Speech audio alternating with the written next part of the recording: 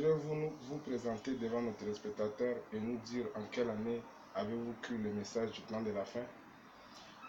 Oui, bonjour. Moi, je m'appelle Ndoria Deguiligo Bernardin. J'écris le message depuis 1994, depuis la RDC. Merci. En parlant de l'Église, pouvez-vous nous raconter en quelques mots comment avez-vous commencé cette œuvre, l'Église Shalom Tabernacle dont vous résidez? Ok, cette église, c'était d'abord un groupe de croyants qui était ici sans pasteur compte tenu d'une situation qui s'était passée. Et puis l'église était dispersée et c'est à partir de là que les frères m'ont contacté depuis la RDC. Et donc je suis venu à partir de 2008 et jusqu'à maintenant. Nous sommes en train vraiment d'évoluer ensemble avec eux. Donc, quand j'étais venu, l'église avait commencé avec 18 personnes. Maintenant, par la grâce de Dieu, nous sommes autour de 50 brebis. Merci, pasteur.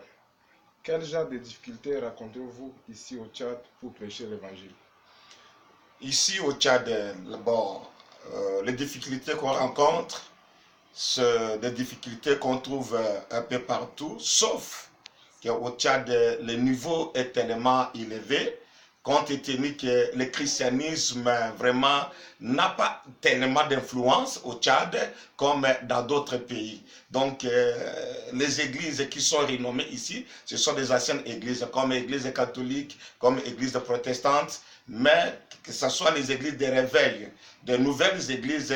Donc c'est maintenant qu'ils commencent maintenant à entrer au Tchad et c'est ça qui fait un peu beaucoup d'obstacles donc à la fois du message du temps de la fin. Merci, révérend. Pouvez-vous nous brosser en quelques mots l'histoire du message du temps de la fin au Tchad? Ok, pour que le message soit ici au Tchad, le message est entré par deux sources. Premièrement, il y avait un petit village à la frontière de Cameroun, on appelle Grand Goulmoul. Et c'est à partir de là que le message est entré en 1980 et le message n'a pas pu évoluer. Ça s'est stagné là et c'est à partir de 1986 que le message est entré dans la capitale tchadienne, N'Djamena. Et donc, c'est cette source-là qui a fait que cela a essayé un peu d'entrer dans d'autres villes. D'accord. Mais en parlant de l'historique, dites-nous quelle est la première église du Tchad? Le nom de la première église au Tchad. Ok, quand le message était entré au Tchad, donc la première église, ils avaient dénommé cela église de N'Djamena, dans l'esprit que bon, les gens voyaient dans la Bible que bon, il y avait donc les églises portaient le nom de la ville. Et c'est dans cette vision-là que les bien-aimés avaient dénommé l'église église de N'Djamena. D'accord. Y a-t-il beaucoup de croyants ou d'églises du message au Tchad? Non, je dirais non. Il n'y a pas vraiment assez de croyants. Sur toute l'étendue du Tchad réuni, je dirais les croyants ne peuvent jamais atteindre le nombre de 500 croyants. Sur toute l'étendue, je dis bien, ils ne peuvent pas atteindre 500. Et même les églises du message, une par-ci, une par-là, et ainsi de suite. Donc, il n'y a pas vraiment assez de croyants. Merci. Pour l'avant-dernière question, quel message lancerez-vous à l'endroit des saints qui vous suivent à travers le monde?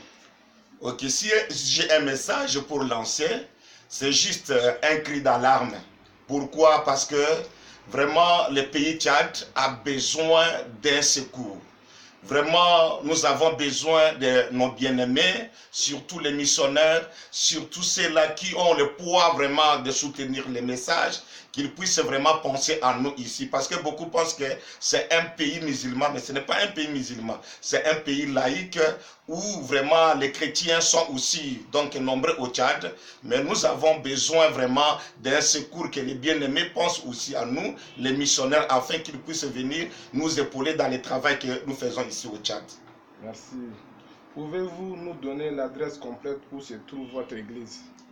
Ok, mon église de Shalom et Tabernacle se trouve dans la capitale du Tchad, donc dans la ville de N'Djamena, dans les quartiers appelés Oualia. D'accord, merci révérend, que Dieu vous bénisse. Oui, c'est moi qui vous remercie.